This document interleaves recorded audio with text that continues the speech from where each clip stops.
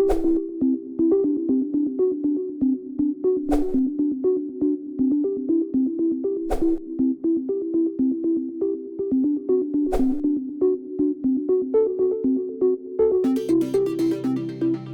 the Division of Chemistry and Biological Chemistry, students experience a strong foundation in theoretical knowledge, combined with its practical application to provide rigor and professional learning opportunities to develop in a wide spectrum of chemistry.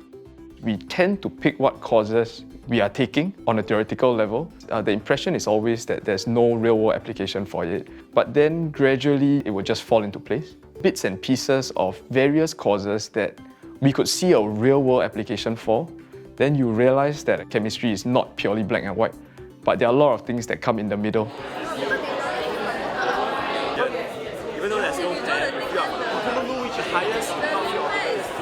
Adopting innovative pedagogy, such as team-based learning, students are afforded an enriching learning experience designed to encourage active and collaborative participation through engaging their peers and approaching learning deeply. His method of teaching actually teaches me to be a self-learner. Before the tutorials, we need to do the pre-reading our own. The tutorials become a good platform for us to check our own understanding. With a group discussion, we can learn from each other. Regularly clarify any misunderstandings. You need to learn things with other people in order to be able to share the point across all disciplines. We undertake this thing called the flipped classroom model, whereby the tutors do not actually teach. Rather, the tutors facilitate a class that's ongoing. And in doing so, we are forced to think on the spot very quickly, to constantly adapt. You aren't pigeonholed into one correct answer. It's the process and the understanding that comes along with it that's the most important. Laboratory classrooms are an experimental space for application of theories through observing and performing chemistry processes. Here, they hone these practical skills in a safe and guided environment. Lab actually brings a lot of things alive to us. So we see the chemical reaction happening. It makes more sense to us. We apply what I've learned in the class into the experiments itself. The results are dependent directly on how you perform your experiment, and you can see how different techniques can affect the results. And I feel it's a very good way for you to learn how chemistry really works. When we go out to work, it might not be a desk-bound job. So we might need to go into a lab, and lab skills are very important for chemistry students. Research projects enable students to push knowledge boundaries and take on new challenges in their personal learning journey. Most people do the summer research program. You are attached to a mentor who works with you and teaches you skills along the way. Some of the skills that we learn are very specific to the lab, but some that we learn are more transferable.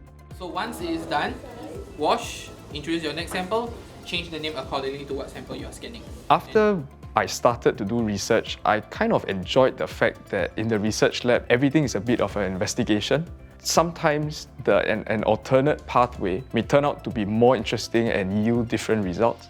There's no such thing as a right answer or wrong answer. It's just which pathway is the most feasible. If you learn and you find a practical use for it, I find that the information tends to stick a bit tighter, and it's information that's retained rather than one which is retained until the exams.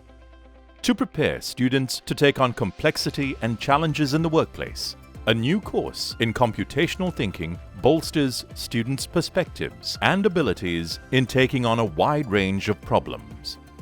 This is the building block, which you can use to eventually write bigger programs. But the thought process is different.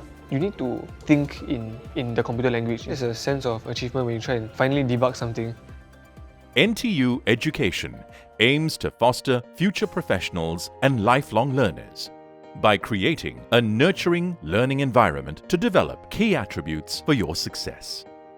Professors do not give us a full set of notes, but they gave us references to find our own way there. Because in the process of looking at multiple references, you have a slightly different paradigm. Doing that, you go on to things like YouTube, you search ebooks, you go to the library and you search different textbooks. And you realize that there are different views of the same subject matter. Heath and I performed an experiment where the results were not matching to the desired results. So one thing we can learn is that with every mistake, there's definitely somewhere we can learn from. And within the experiment, we learned that our technique was flawed, and which heavily affected our result. So in our final report, we had to state down the reasons why we failed. And interestingly enough, we weren't graded down for our mistakes, so long as we analysed and understood why our mistake happened. And from there, we could learn from the mistake we made and make sure that we don't make the same mistake again. Your experience at the Division of Chemistry and Biological Chemistry has all the elements to equip you with the skills to pursue a variety of careers in the dynamic and interactive field of chemistry.